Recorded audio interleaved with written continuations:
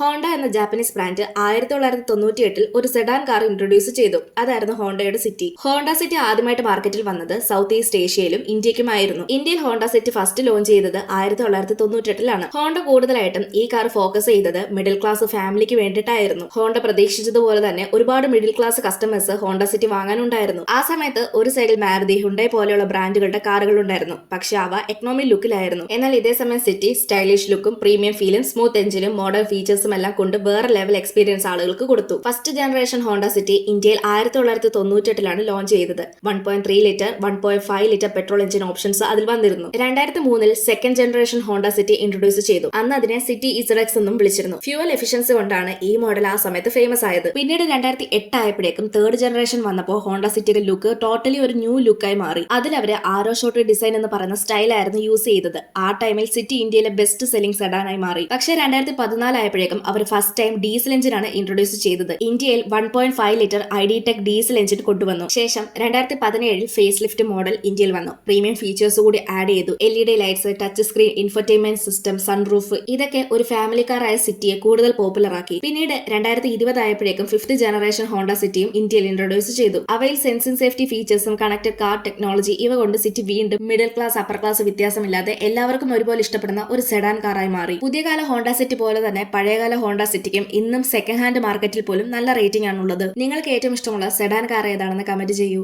ഇതുപോലെയുള്ള കൂടുതൽ വീഡിയോസ് കാണാനായി ചാനൽ സബ്സ്ക്രൈബ് ചെയ്യാനും ഇൻസ്റ്റാഗ്രാമിൽ ഫോളോ ചെയ്യാനും മറക്കല്ല്.